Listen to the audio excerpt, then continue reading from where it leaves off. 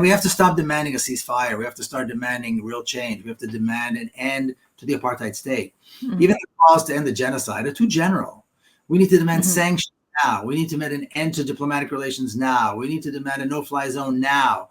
Americans are paying taxes. The American Navy has a sixth fleet in the Mediterranean. Why are they not assisting the Palestinians? Why are they not providing humanitarian aid in Gaza? Why are they not enforcing a no-fly zone over Gaza? We have to be specific, and we have to demand these things for real. It's time to protect Palestinians, period.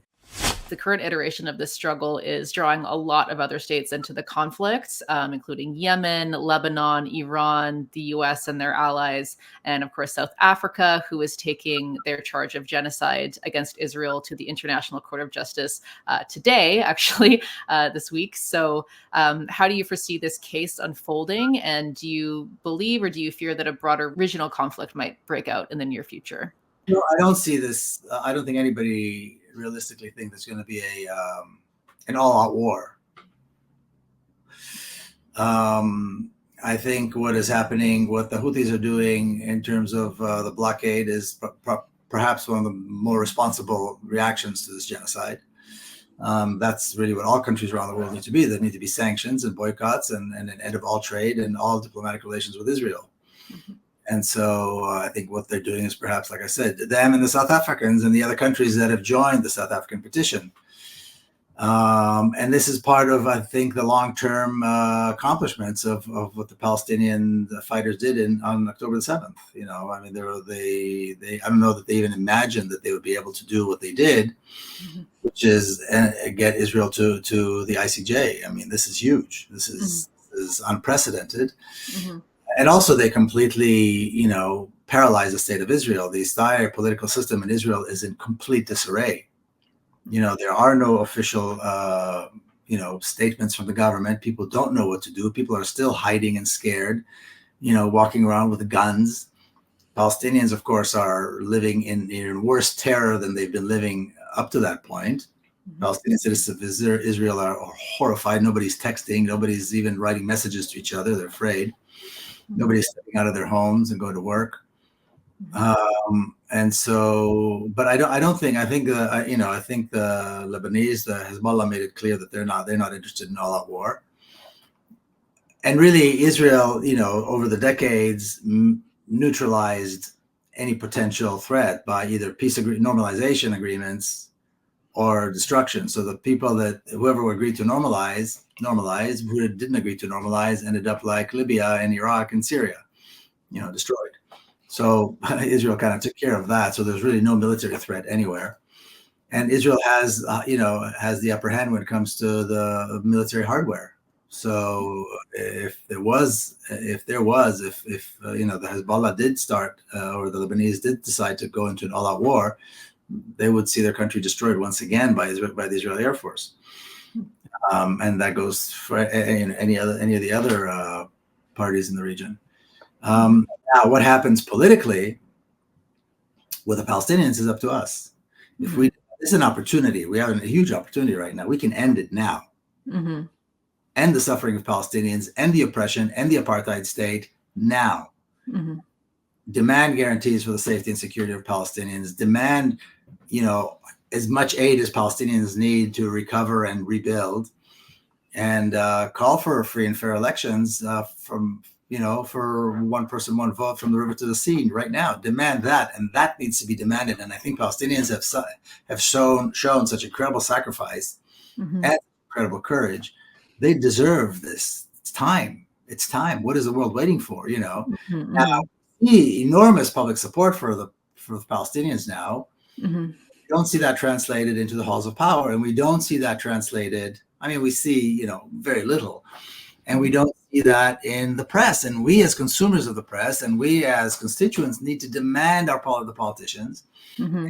demand that this become the conversation. Why is anybody still doing trade with Israel? Why are Israeli teams allowed to participate in the World Cup or the Olympics? Why are they allowed to be represented in academic or diplomatic or cultural arenas? Why? This is madness.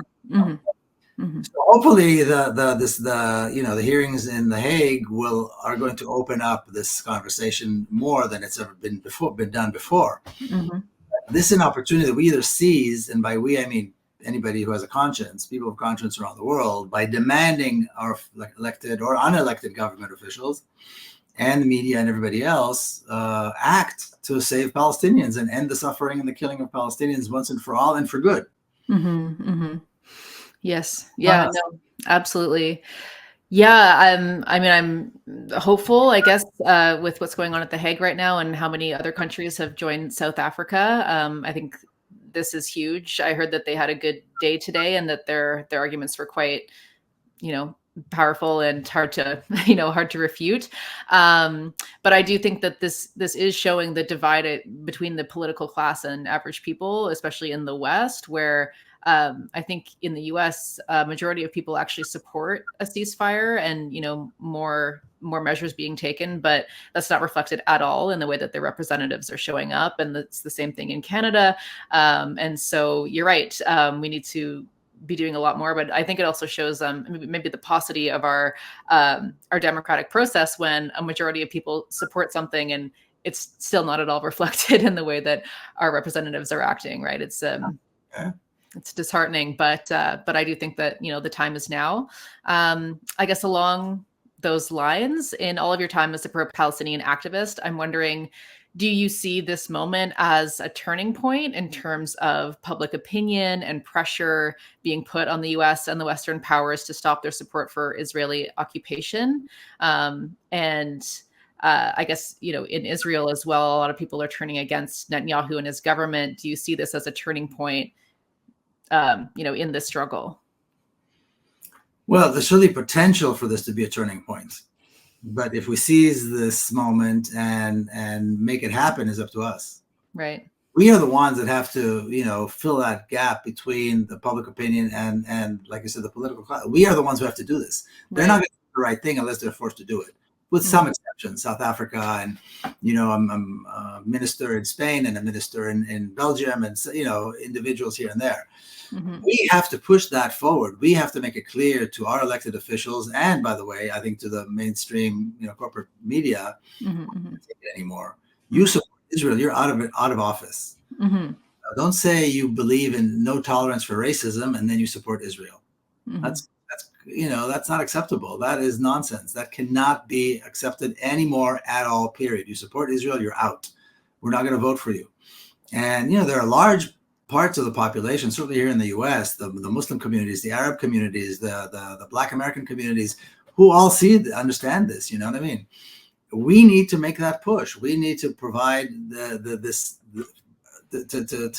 put this pressure on our elected officials. When we vote for them, for crying out loud, we give them their jobs, we pay their salaries. So to pretend that we're somehow helpless and we have to wait for an act of divine whatever powers to do this is completely wrong. We have to push harder, and we have to stop demanding a ceasefire. We have to start demanding real change. We have to demand an end to the apartheid state. Even the calls to end the genocide are too general.